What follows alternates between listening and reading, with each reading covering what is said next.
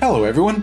Welcome to the 21 Hats podcast. I'm your host, Lauren Feldman. This week, Jay Goltz, Lena McGuire, and Liz Picarazzi discuss a common concern. When does it make sense to buy a building for your business? Under the right circumstances, say with an SBA loan, a good location, and a little luck, the real estate could end up being worth more than the business itself. But what if the business is just getting started? Or what if the owner is nearing retirement age and may not be around to reap decades of appreciation? Is buying the business still a good idea? Meanwhile, Liz and Lena also compare notes on their ever-evolving tariff challenges. One thing Lena has observed is that some owners have just had it. They don't want to deal with the uncertainty, and they're just packing it in. We're going to see who survives all this, she says, and I want to be a survivor. Plus, Liz has her first aha moment with an AI tool her team built, one that's already helping convert sales. Even in good times, owning and running a business can be a lonely pursuit. Our hope is that these weekly conversations will let owners know they are not alone in facing challenges. In fact, that's the whole idea behind the 21 Hats community, engaging with other owners to get the kinds of insight only another owner can offer. If you're interested in learning more, you can sign up for the Morning Report newsletter, which offers examples every day of owners confronting challenges and seizing opportunities. Just search the 21 Hats Morning Report to subscribe.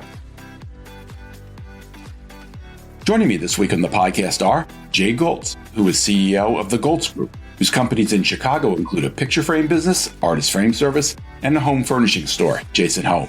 Lena McGuire, CEO of Spoka Kitchen and Bath, which is based near Syracuse, New York, and designs and manages home remodeling projects, especially for those looking to age in place. And Liz Picarazzi, who is CEO of City Bin, which makes trash enclosures and package bins and is based in Brooklyn, New York. The episode is titled, Should I Buy the Building or Stick to the Business?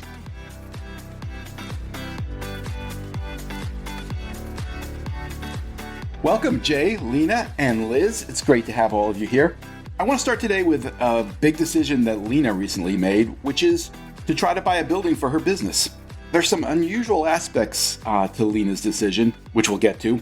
But maybe, Lena, you could tell us what drove this decision? Why now? Well, I have been doing my strategic planning. And in order to get to my 10-year goal, there are certain mini goals that I need to meet. And one of them is to have a larger space. And I started looking into that last year about leasing a space. And that's going to cost me about $50,000 a year. And after 3 years, that would be $150,000. I'm thinking, well, why don't I look into buying a building? In our area, buildings can be purchased for under $500,000. So it made more sense to me to save up some money, use some personal finances, and purchase a building rather than putting money into somebody else's pocket. Can you tell us a little bit why you need the larger space? How are you going to use the space? Oh, I'm bursting at the seams right now. I have a kitchen and bath business, and I have a dealership. So I have cabinet samples, I have countertop samples, hardware, tile, flooring, and it's just, I have 370 square feet, and it's just not workable anymore. So I would like to get into a bigger space. So I was looking at perhaps 12 to 1,800 square feet as a starting point. And eventually I would like to end up in approximately 5,000 square feet. So interim steps. So I was looking for a bigger space just because I'm bursting right now. When you say interim steps, does that mean you're thinking that you would buy space now, but plan to buy again when you need more? Yes. What I'm looking to do is get enough space for a little bit more of an expansion right now. And then as the business accrues money and my bank account builds up, I would like to build the space that I would like to have so that I have enough space for events as well as for the showroom space. Events. Interesting. So the retail aspect of it is important to you as well. It's not just office or warehouse type space. Right. I have an office now, and it's not really conducive to the showroom manner. So what I'd like to do is have the space for display so people can try before they buy, so they can see it's an educational center. And then I also need workspace for offices for myself and a designer and an admin. And then I need event space so that I can do lunch and learns, educational programs, and community service type programs. So one of the things that's unusual about this is that you're looking to buy a building while your business is still a startup and you can't possibly know how quickly it's going to grow or what your needs might be in 3, 4, 5 years. How have you thought about that?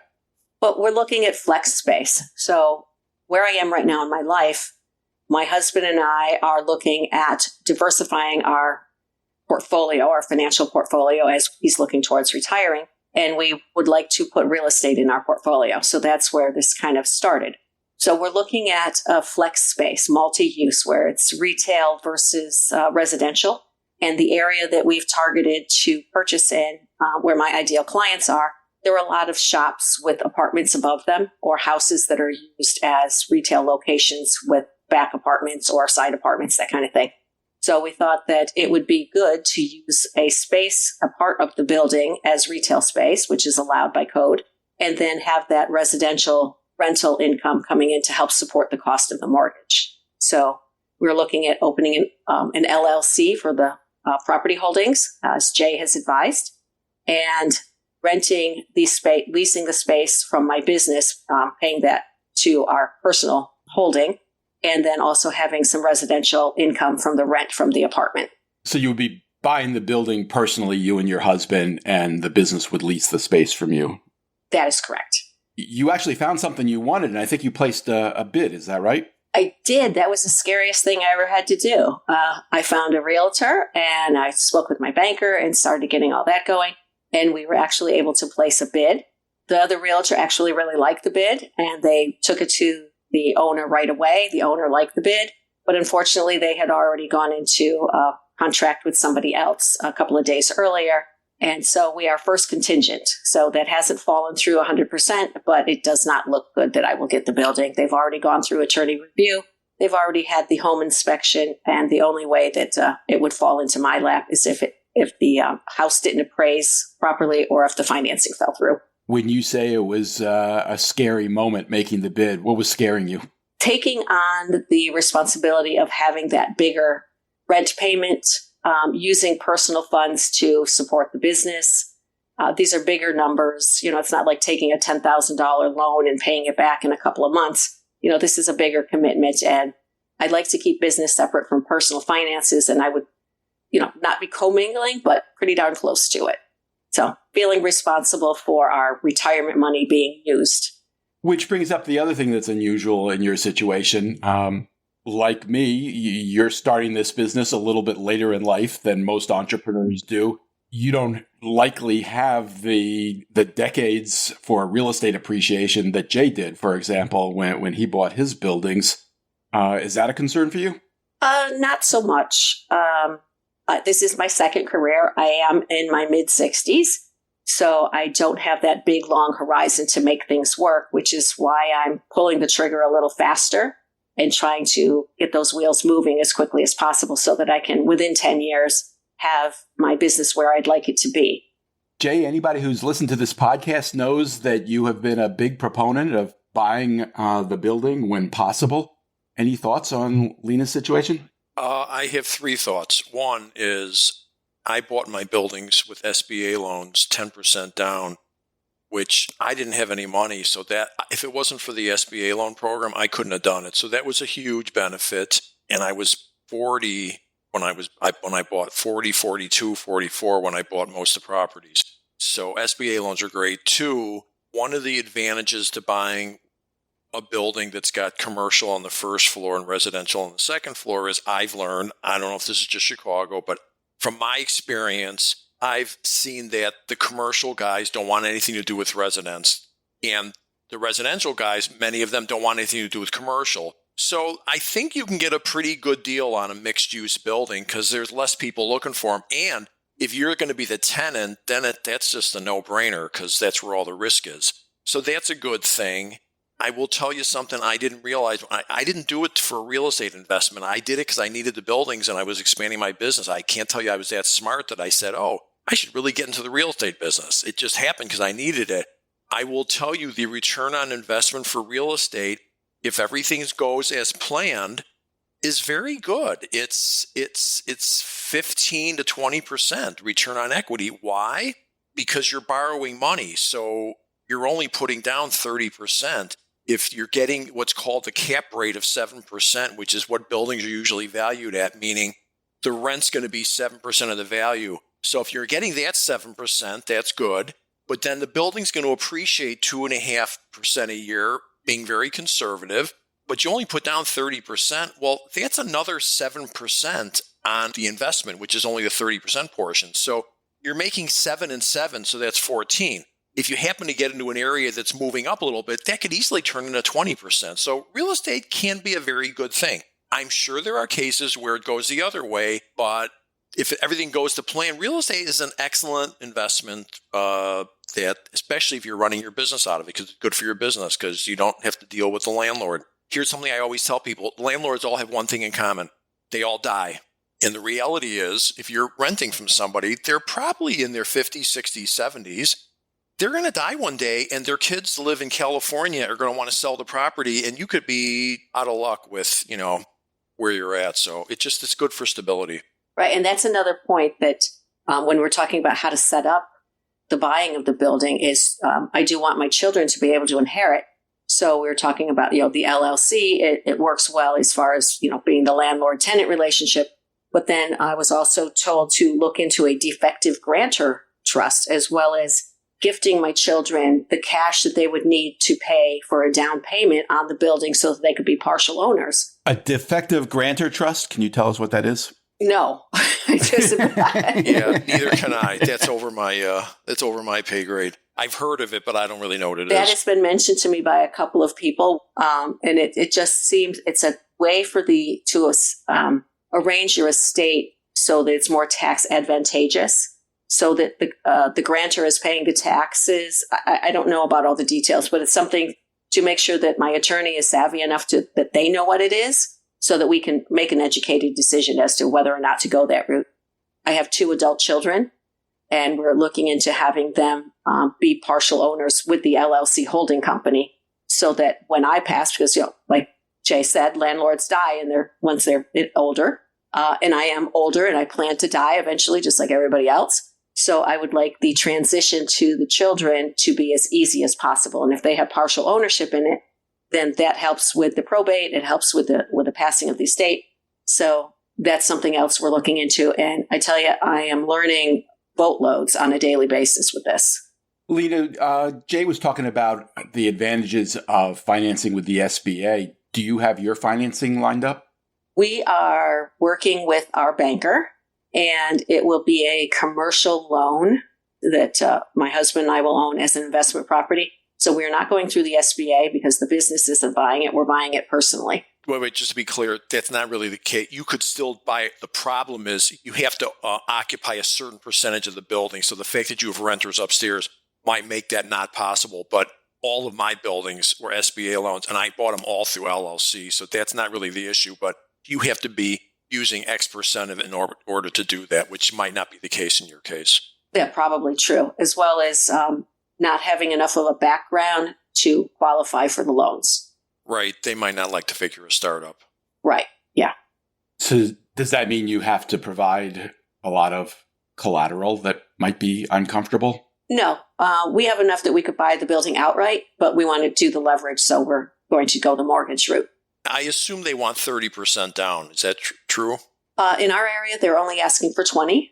Oh, that's good. So we're looking at, if I could do 20, I'll do that. But if I have to do 25 or 30, it's still not going to be a problem for us. But, less is better. As far as return on equity, there's no question. This isn't an opinion. This is a mathematical fact. Real estate works best when there's some leverage on it because you're putting less money into it.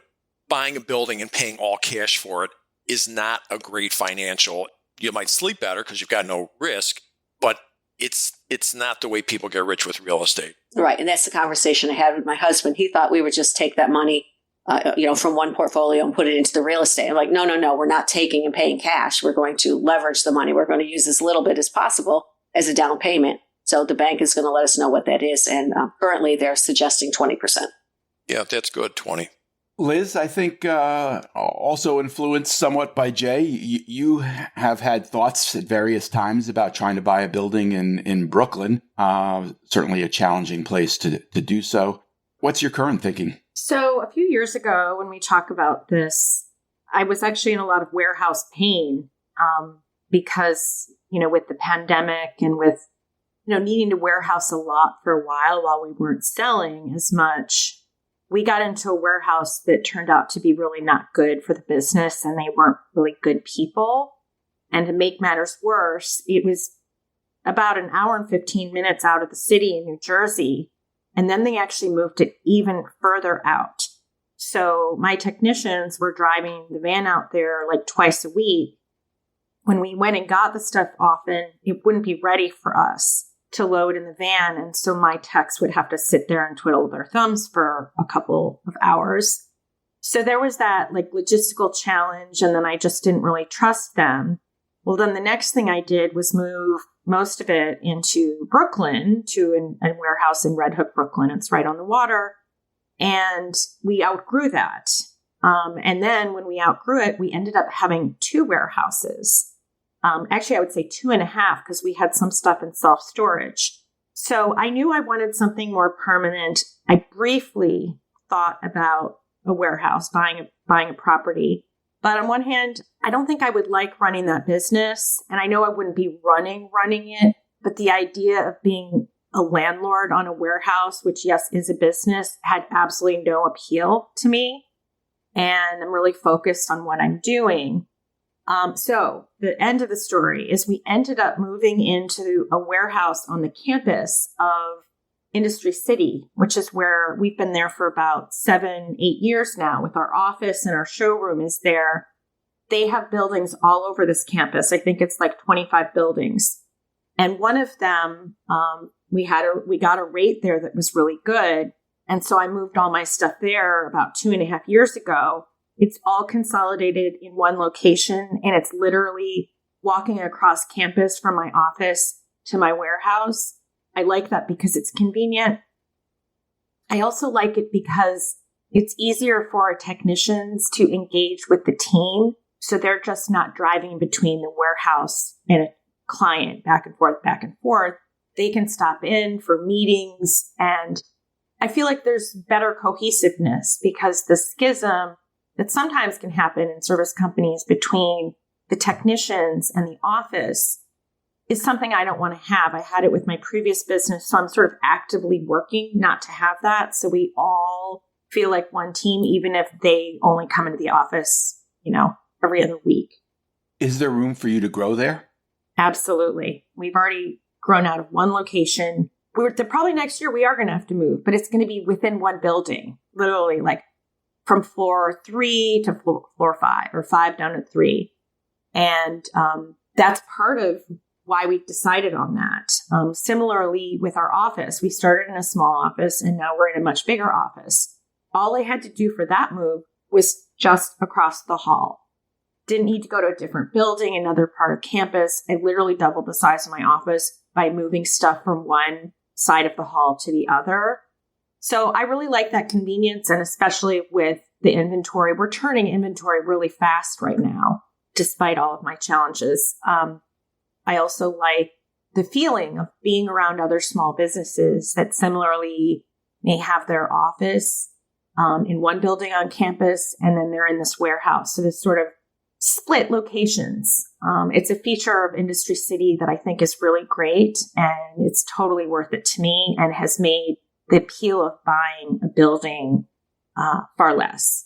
Part of the story is you said they've got empty space there. They're probably giving you an aggressively good price. So, that makes sense. It's not always better to buy the building. Well, and also the cost of driving time.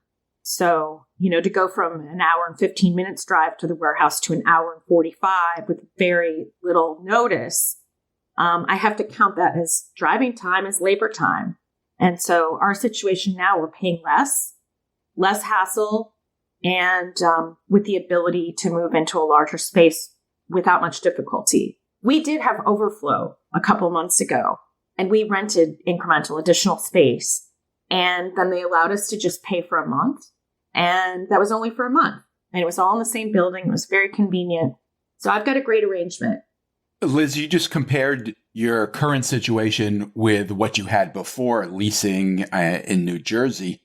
Did you price out a warehouse space to buy in your neighborhood? Is something, comparable to what you have where you're leasing now? Were those prices comparable?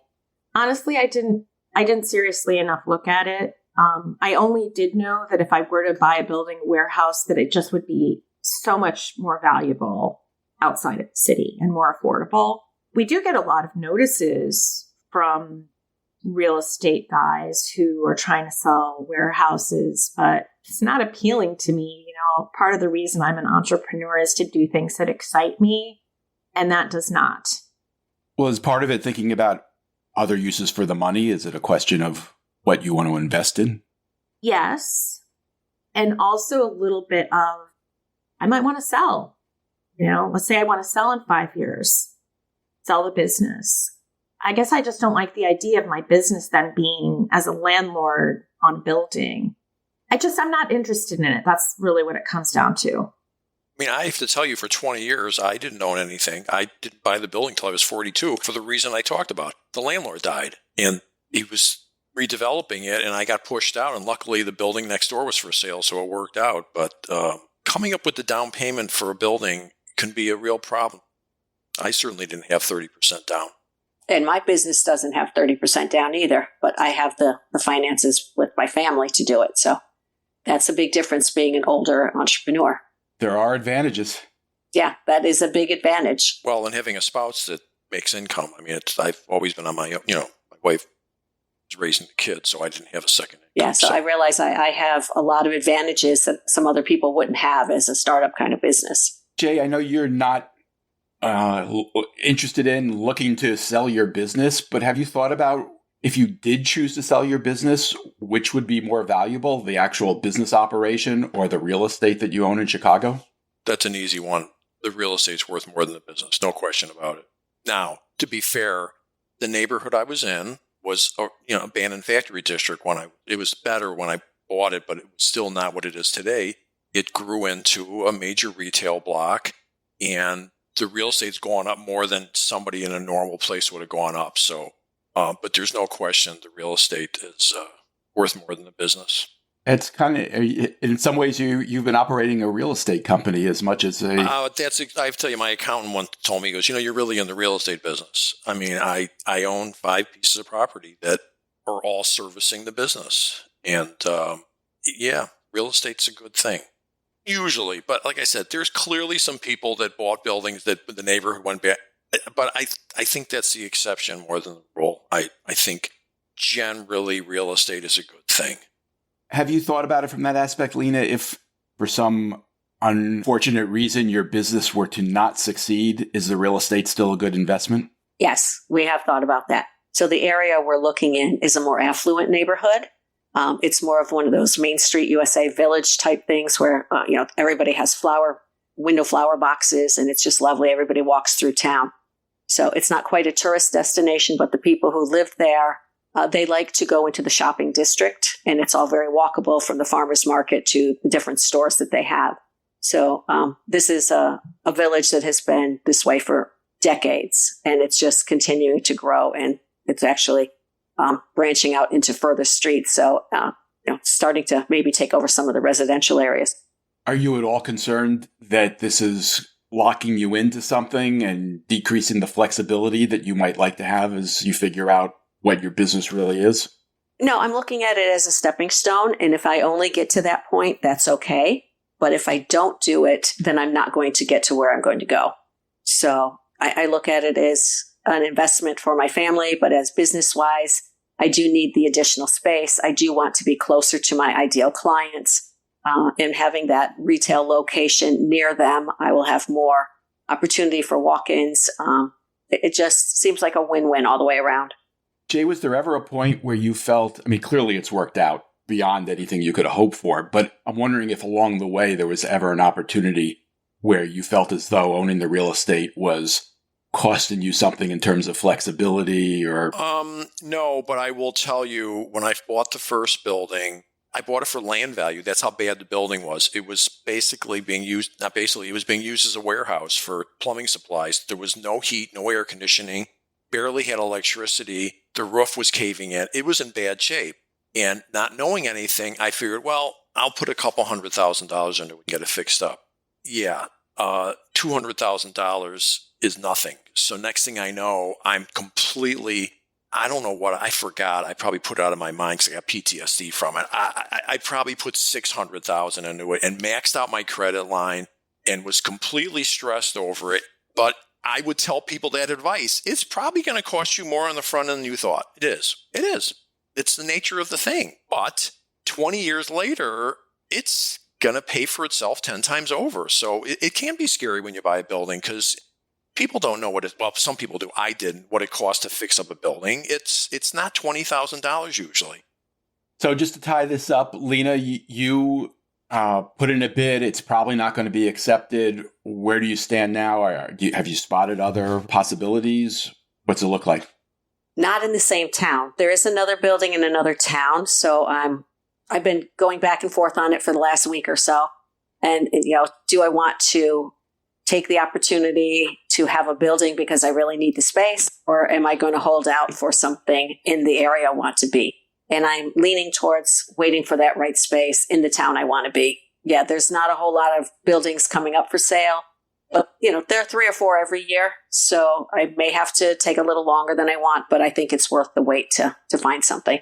And being in the business where I can do construction, like Jay said, it always costs more and takes longer than you think it will. And I'm prepared for that because that's what I deal with on a daily basis. Well, you know way better than I never done anything. So I was just pulling a number out of the thin air. So you I'm sure, have a better idea for it. And I will tell you, I just talked to a guy that owns a bunch of commercial real estate in Chicago yesterday. He told me there are very few people looking to rent space now. He's got lots of empty spaces. So it's a little bit of a buyer's market at the moment, I think. At least in Chicago it is. Yeah, it's that way here too. That there are more places to lease. They're getting a little more flexible on the payments and what you can and can't do.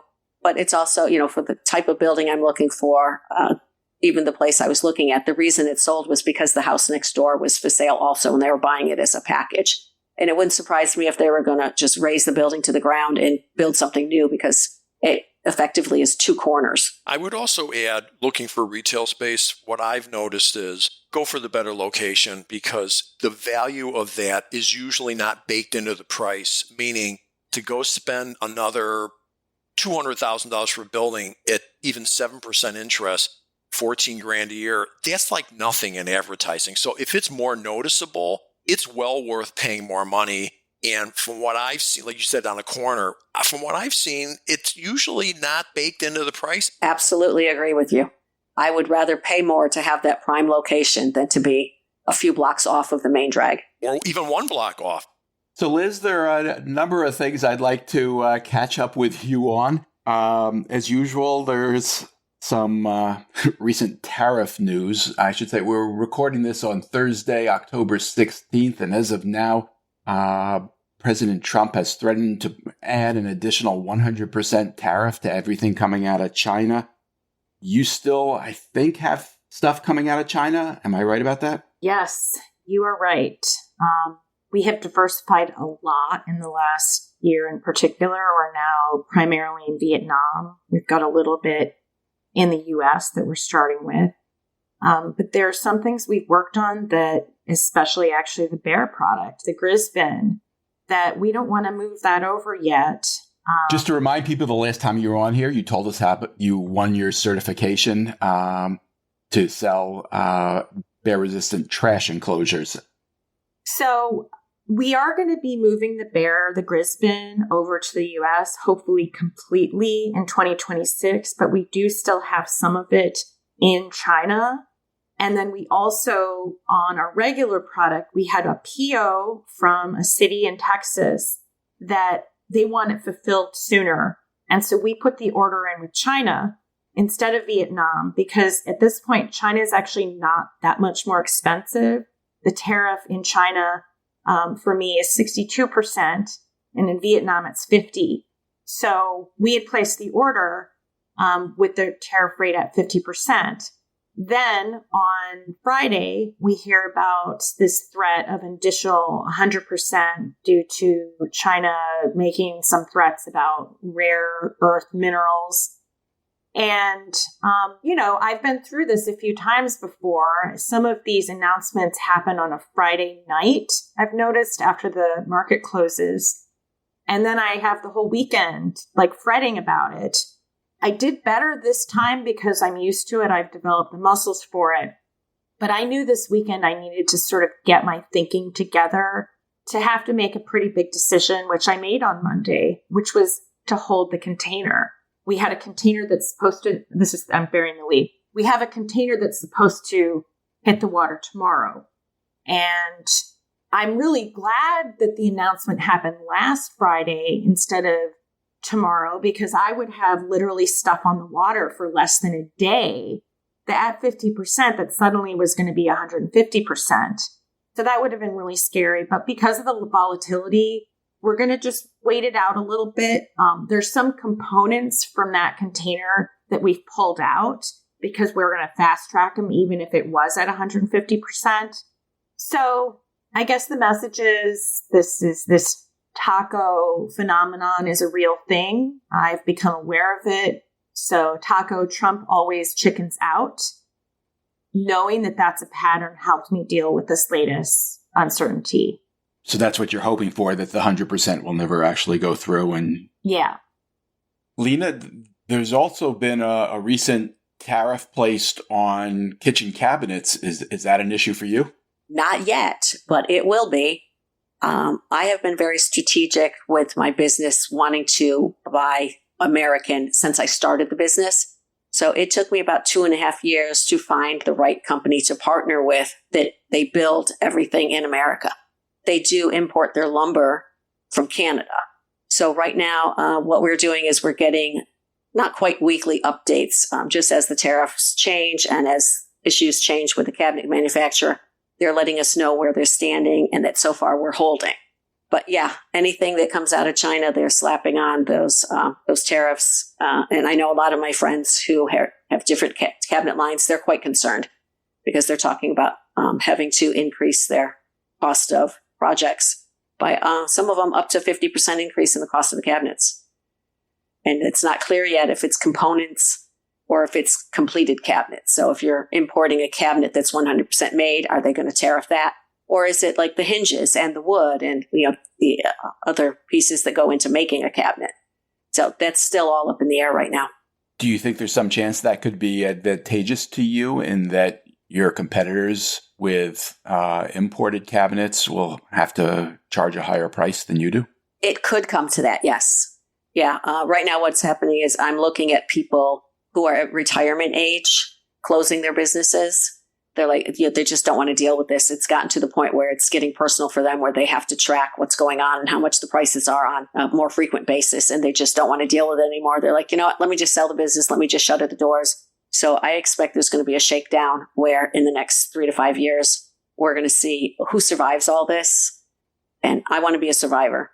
I got to tell you, things are more difficult now than they've ever been. I mean, who could have even imagined this whole tariff stuff? And I can see where somebody who's 65, 70, 75 is saying, yeah, I don't need this anymore. I'm not there and I don't think I'll get there, but I can absolutely see where somebody would just say enough's enough, because it just keeps getting worse. Yeah. And as people are deciding to shutter with the cabinet lines, it's a territorial type thing. So when you get a dealership, it's exclusive. So you can sell in this geographic area, but you can't have this other line. Like I've been trying to get a particular cabinet line that's really great at a lower price point from what I carry, and I can't get it because somebody else has the territory. So if somebody is going to leave the market and that territory becomes available, then, I'm next in line. So there are advantages to those who survive and disadvantages to those who just want to say, I'm done with this. I mean, do you have any idea what percentage of the market somebody like Home Depot has? I mean, is it substantial? Do they have 30% of the? I don't know the percentages, but it is tough. Yeah, because they carry multiple lines. So each of the box stores will carry a cabinet line at each price level. And they don't get into level 6, which is premium, custom, luxury stuff. But they do the other, 1 through 5. And it makes it very difficult because the manufacturers are rebranding the names of the cabinet lines. So I can carry something and it's this line, but you can go over to the box store and it's the identical product, but it's called something different. So what they do is they have several door styles that are exclusive to dealers and several door styles that are exclusive to the big box. And they'll do the same thing with a couple of paint colors and a couple of stain finishes. So you have some variety, but you don't have that protection of this is a unique product that is just sold through you. So yeah, the box stores are a real issue. Liz, I think you said you're looking at next year for trying to get the bear-resistant enclosures available. Is that because you're still looking at domestic fabricators? Yes, we are. We are actually have moved ahead with one of the factories, the metal fabricators in Indiana. They are making a component part for a bin. So it's not like they're making the whole bins yet. And then we have another factory. It's actually in Las Vegas. And we are in sort of the final sampling process with them. I am looking to move the whole bear business to the US because it also helps me to get government work. Particularly at the national level, the Buy in the USA is often an absolute requirement. So that's an absolute goal. We only launched the Grizz bin, the official bin, on September 17th. So we're going to really see, how much demand is there and plan accordingly. It's not something where I've had the bear bins entirely made in China. I never moved those to Vietnam because I sort of knew I would need to move it to the US. So it's really between China, where the tariff is considerably higher, and the US, where that's the logical product to move over. There is another product that it's actually our highest volume product that I am also doing sampling on, because if I was able to move that to the US, I would be able to have sort of two distinct products in the US. It's easier to have that sort of a big chunk of the work than in Asia, where I have them running like 12 products. And they're really good at producing and managing and quality control on all of them. It took a long time, 8 years, to get that set up. So I would not want to bring my broader spectrum of products to the US in a hasty way, because a lot can go wrong. Is the pricing you're getting, would it be competitive with what you're doing in Asia were it not for the tariffs? Yes. And it's due to something that I should have anticipated, but I didn't. And that is that we make our bear bins out of steel. And in China, our cost of making the bear bins, partly because of the low volume, but partly because of the more manual labor that they do with the steel bins. It takes a lot more manpower to do those. That is automated in many cases in the US. So the labor costs go down, and also I am working with some metal factories in the US where they're purchasing in very large volumes, aluminum and steel. And so I'm able to sort of get the economies of scale with that. But I also am looking at the fact that in Asia, I'm still getting the 50% tariff on me from China and Vietnam. So if that goes down to, let's say, 25%, then the US is definitely going to be more expensive. But I'm basically planning for it. I know I'm going to get relief from tariffs when there's someone else in the White House, even if it's still a Republican. I just think it's unsustainable to keep it at 50 and or 150. Yeah. Oh yeah. I mean, 50, I'm sort of making work, but we have gone through this scenario. If the tariff goes from 50 to 25, do we still want to be in the US? And the answer is yes. Liz, there's something else I wanted to ask you about. We've had a number of conversations here about AI and ChatGPT, and you've been somewhat hesitant to embrace it. But I know you recently kind of got your interest piqued. I believe you lost a marketing manager and decided to kind of jump into ChatGPT a little bit. How's that going? It's going really well. I'm still learning, but I'm learning quickly. That's one thing I've figured out, is that you can actually learn how to use AI really fast. You have to not fear it. If I feel like I'm spinning wheels on finding images or videos, it bothers me more than the average person, because I sit down there, I'm short-staffed, I'm trying to do marketing, and I find that I'm spending several hours a day, literally, trying to find marketing assets that I know that we have that my previous marketing manager totally was on top of. I never would have to worry that if I said, I need pictures of a 3-module medium and coffee, bam, she's able to get it for me.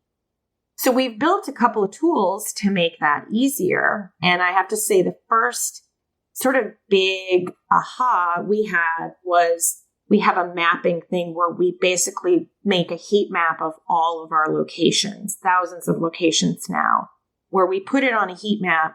And then when we wanted to use the heat map, I would have to dig in. Liz, these are locations where they own one of your products?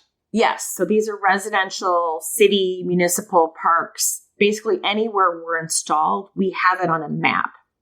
And the reason we have it on the map is we want to be able to easily get to it and get the information. So on every little point on the map, all the data is underneath it around customer, date, color, you name it.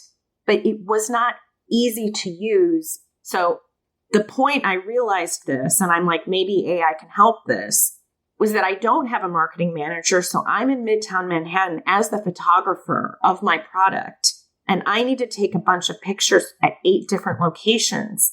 And I couldn't really figure out where they were because I'm carrying all this camera gear. And I remember at the time it was like raining. And I like, do I really want to pull up this map and dig into the intersections? It's like, there's got to be an easier way to do this. So I had my daughter working with us over the summer. I said, can you try to find a way to query ChatGPT to find very specifically and quickly which intersections our bins are at and a picture of them as well. We called it the sales proximity tool, and we did it. So we've created this query system. It's really, really helped not only with sort of my minor thing with being able to find the locations to photograph, but also in sales, because if we have a client that's sort of on the fence and maybe we've sent them an estimate and they haven't converted yet, we now have a process where we reach out to them and say, I know you're still considering City Bin. We actually just did an installation a block away from you. Here's the address if you want to go check out a City Bin in real life in your neighborhood. We got a lot of conversions from that because it's a touch point where you're giving them information that helps them make a decision. And that is all because of my freak out in the Flatiron District when I was like, this is not okay the way we're doing it. It's absolutely intolerable. We need to find something, hopefully using AI, that will do it. And we did. And that was our first big AI project as a company. And we use it. We use it all the time. Is your daughter a vice president now? She's back in college and I'm not getting anything from her anymore. So wait a second. Is she the only one who knows how to build AI tools? No, it was a collective effort. I'm just saying more generally with marketing and so forth. She doesn't have the time for it, but one thing she is doing is photography. So we have a lot of cool installations coming up and we need photography for it. I don't have the time for it. And then I've actually developed a mechanism to sort of bribe her. So she wanted a very expensive pair of boots over the weekend and wanted me to just pay for them. Absolutely not. You're going to have to earn these boots. They're way more than I normally would pay for boots for myself or you. So you're going to do the photography that we need at these 5 locations in the next month. And then I will buy you those boots. So, I don't want to call it not blackmail, but it's somewhat of a bribe. But for me, that's so valuable. Think about how much it would cost me to hire a photographer, which we used to do, or our marketing manager did it. And now I'm having her do it. So this $300 pair of boots, I actually hope that more occasions come up where she really wants something and I can say, I'll buy it if you do X, Y, Z. She's just literally earning the money to pay for the boots. Exactly. You could pay her, she could buy her own boots, or you could, barter for the boots. Well, we bartered it, but the thing is, I bought the boots already. So now I need to cash in on it. Does she know that? She does. We just did some installations yesterday that are going to photograph beautifully, and she's going to do it tomorrow. But so, with the marketing manager, one less headcount, I am sort of using a combination of AI and my daughter to fill the gaps. And you're not planning on replacing the marketing manager? Not at this point. I'm going to try to learn more. Lauren, you may have noticed that the LinkedIn post I posted yesterday was assisted with AI. If you detected there was a little bit of a different writing style or tone, like Frank noticed it. I don't want to seem like I'm writing in AI, but it heavy lifted that article for me and it helped. It made things smoother. It also made things more concise because when I write sometimes a little bit too verbose, it can tighten it up in a way that where you don't feel like you're losing the meaning. Jay, I heard you sigh there. What are you sighing about? I was trying not to make it loud. No, I just find the whole thing, I have to say though. You find the whole thing? Overwhelming. Maybe there's a good word. Just overwhelming. I did sit down with one of my people though and use it. And I have to say, wow. It was impressive. I tweaked what it said, but it came up with some words I didn't think to use. And, it was helpful. My brain's filled. I feel like I don't have any more space left for anything. The advice I've heard is, baby steps. Just try to play around with it, do unimportant stuff, get comfortable with it. Or bribe your children to do it. That's another strategy. All right. I'm quite sure that in the weeks and months ahead, we'll be talking more about AI. Not to mention tariffs and real estate as well, I suspect. But for now, my thanks to Jay Goltz, Lena McGuire, and Liz Picarazzi. Thanks for sharing, everybody.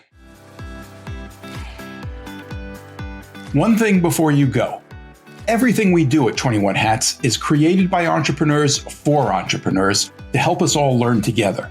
If you get something out of listening to these podcast episodes, consider joining the conversation.